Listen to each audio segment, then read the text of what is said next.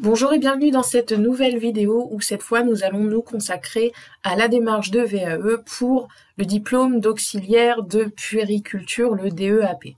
Donc dans cette vidéo, ça va se dérouler en trois phases, trois thèmes. Dans un premier temps, je vous présente le dispositif de la VAE pour devenir AP, officiellement diplômé. Comment obtenir les supports, donc le livret 1 et le livret 2. Si vous ne savez pas ce que c'est, pas de panique, je vais vous expliquer. Et puis, je vous présenterai également comment vous pouvez obtenir un accompagnement pour vous aider dans la rédaction de ces livrets, si évidemment vous en ressentez le besoin. Donc, on va démarrer tout de suite avec l'organisme certificateur. Dans une VAE, quand vous choisissez un diplôme, vous avez un organisme certificateur qui est chargé de délivrer le diplôme. Pour le diplôme d'AP, d'auxiliaire de puériculture, c'est l'ASP.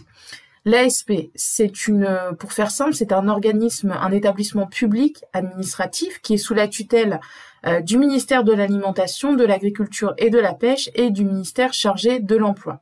Donc cet organisme gère l'attribution et les démarches de VAE pour l'obtention des diplômes du domaine sanitaire et social.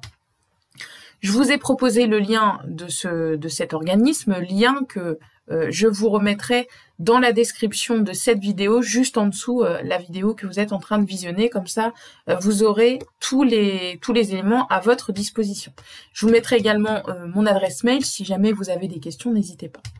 Donc, quand vous allez sur ce fameux site où vous trouverez l'intégralité des choses à télécharger et à compléter, vous allez avoir 5 rubriques que je vous invite fortement à lire et à bien comprendre.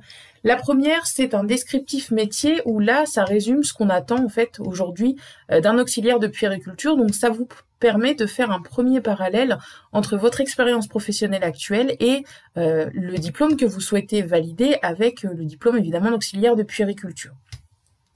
Vous avez ensuite accès à un référentiel d'activité qui là vous résume les missions et les activités d'une auxiliaire de puériculture. Donc là, ça peut vous donner déjà quelques idées de missions ou d'activités que vous allez ensuite piocher dans votre expérience et que vous allez développer pour tenter de valider ce diplôme. Vous avez ensuite accès au référentiel de compétences. Là, ça c'est très important. Il faut prendre le temps de lire, de le comprendre et d'aller rechercher ensuite dans votre expérience des expériences professionnelles qui vont venir valider ces compétences, puisque c'est sur ce référentiel que vous serez demain évalué et jugé par le jury pour obtenir votre certification. On a ensuite les conditions de recevabilité qui sont les mêmes pour toute personne qui entame une démarche de validation des acquis issus de l'expérience. 1607 heures d'expérience professionnelle en lien avec le référentiel de la certification visée. Donc ça veut dire que vous devez présenter 1 an d'expérience professionnelle pour valider ce diplôme. Les expériences bénévoles sont acceptées. Les stages et les alternances sont également acceptés à raison de ne pas dépasser 50% du temps d'expérience professionnelle présenté pour votre VAE. Je m'explique. Si aujourd'hui dans votre expérience vous avez 1 an mais que la moitié ou les 3/4 sont en alternance, ça sera jugé trop peu, enfin vous ne serez pas, je pense que vous n'aurez pas la recevabilité parce que ça sera trop juste au niveau de l'expérience. Donc on est vraiment sur 1 an d'expérience professionnelle. Ça peut être conforté avec des stages ou des alternances, mais ça doit pas en gros être la plus grosse partie de votre expérience. Et puis vous avez enfin la 5e rubrique, les téléchargements, où là vous allez obtenir le livret 1, donc qui sera le dossier de recevabilité à compléter, et le livret 2 qui sera le développement, le dossier dans lequel vous allez développer votre expérience et qui vous prendra le plus de temps. Ce qui me permet d'arriver aux 3 phases pour réussir votre VAE et valider votre diplôme d'AP. Le livret 1, donc c'est là où vous allez compléter votre expérience, c'est là où vous allez demander à être recevable, à être reçu pour effectuer une VAE d'AP. Donc vous allez compléter ce dossier de façon dématérialisée directement sur le site, vous le complétez et vous joignez les pièces justificatives qui vous sont demandées. Ça peut être des diplômes, une pièce d'identité, etc. Vous le verrez avec ce livret, vous avez une notice explicative qui est assez bien détaillée pour vous aider à compléter ce livret. Je vous invite également à faire très attention au tableau d'expérience que vous allez compléter, sélectionner une expérience qui est pertinente et en lien avec le référentiel de compétences. Vous devez démarrer de votre expérience évidemment la plus récente. N'allez pas mettre une expérience si elle n'a rien à voir avec le diplôme. L'idée, c'est de présenter tout ce qui est en lien avec le métier et le diplôme d'auxiliaire de puériculture. Comptez environ 1 ou 2 mois pour recevoir l'avis de recevabilité ensuite. Une fois que vous êtes jugé recevable, vous démarrez le livret 2.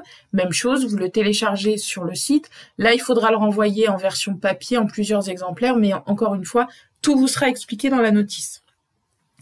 Dans ce livret, vous allez devoir faire plusieurs choses. Vous allez, d'une part, présenter votre environnement de travail, dans quelle structure vous travaillez, quel environnement, de quelle loi dépend-il, etc.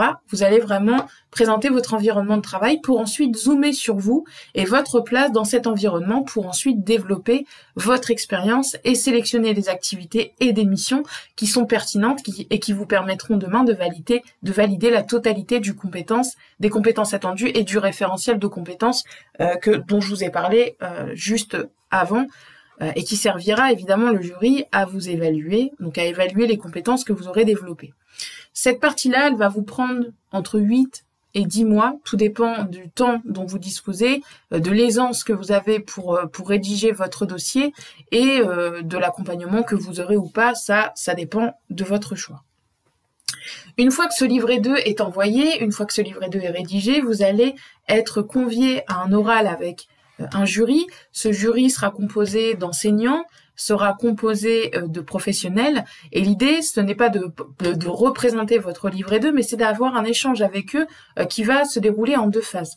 La première, ce sera une présentation personnelle, donc que vous allez devoir mener sur vous-même, durant 5 à 10 minutes, représenter votre parcours, pourquoi vous avez entamé aujourd'hui une démarche de VAE. Ça, ce sera à vous de la construire de façon synthétique et pour déjà tenir la durée et puis présenter une vue d'ensemble de votre parcours, aussi bien de formation que de votre expérience. Et puis, dans la deuxième phase, vous aurez un échange avec le jury, des questions, un jeu de questions-réponses qui va s'installer le plus souvent sur votre dossier, sur les expériences que vous avez développées. Alors, ils vont ou vous demander des éléments complémentaires ou creuser certaines expériences qui jugent un peu creuses, peut-être par rapport au développement que vous en avez fait. Là, ça dépend vraiment de votre livret, de votre personne, de votre parcours et puis du jury tout simplement que vous avez en face. À la suite de ça, 3 issues possibles post-VAE, une validation totale, félicitations, vous avez votre diplôme et vous avez validé toutes les compétences attendues.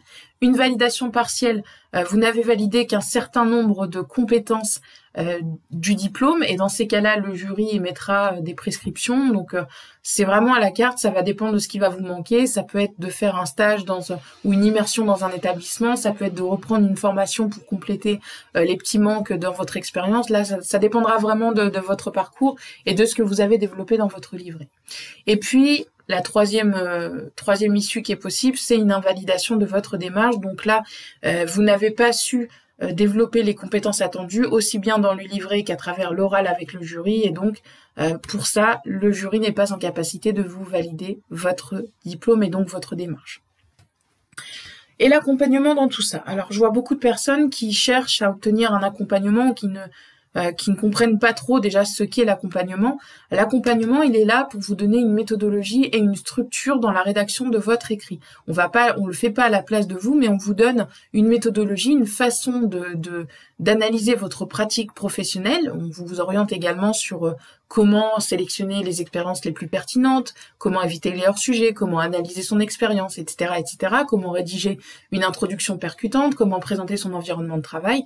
Donc pour ça, ça dépend évidemment de ce que vous souhaitez. Il y a 2 types de prestations. Les organismes de formation, à vous de trouver ensuite celui qui vous correspond. Là-dessus, il y a pas mal d'offres et en règle générale, les accompagnements démarrent à hauteur d'environ 1 500 €. C'est la moyenne.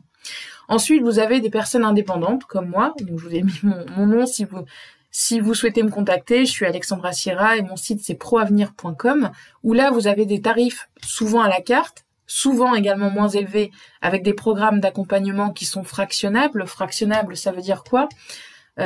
Lorsque vous entamez une démarche de VAE, chacun ressent des besoins différents. Vous pouvez avoir simplement un besoin pour sélectionner vos expériences, simplement un besoin pour rédiger et analyser votre livret 2, ou simplement un besoin, par exemple, pour préparer l'oral avec le jury. Eh bien ça, en tout cas moi c'est ce que je propose, ce sont des accompagnements qui sont fractionnables et qui vont vraiment coller à votre besoin du moment pour que, même si un indépendant est forcément souvent 4, 5, voire 10 fois moins cher qu'un organisme de formation, parce qu'on n'a pas aussi les mêmes coûts qu'un organisme de formation, très clairement. Et donc, à vous de voir ce que vous voulez. L'idée, vous pouvez également, et ça j'aurais même dû démarrer par là, vous pouvez le faire tout seul. Vous pouvez faire votre démarche tout seul, si vous vous en sentez capable, si vous êtes à l'aise à l'écrit, si vous savez sélectionner et analyser votre expérience, ne prenez pas d'accompagnement, au contraire, faites-le tout seul. Donc, il faut vraiment jauger votre besoin et puis, eh bien, vous permettre de réussir cette démarche de manière assez fluide, je dirais. J'en arrive à la fin de cette vidéo. En complément, sachez que vous avez des vidéos complémentaires à télécharger pour vous aider dans votre démarche, juste en dessous de la vidéo que je vous propose. Et puis, vous avez également mon adresse mail si vous souhaitez me contacter pour obtenir une aide ou un accompagnement ou des informations. Je vous mets également l'adresse, comme promis, du site de l'ASP. Je vous souhaite une très belle démarche et je vous retrouve prochainement pour une autre vidéo. À bientôt!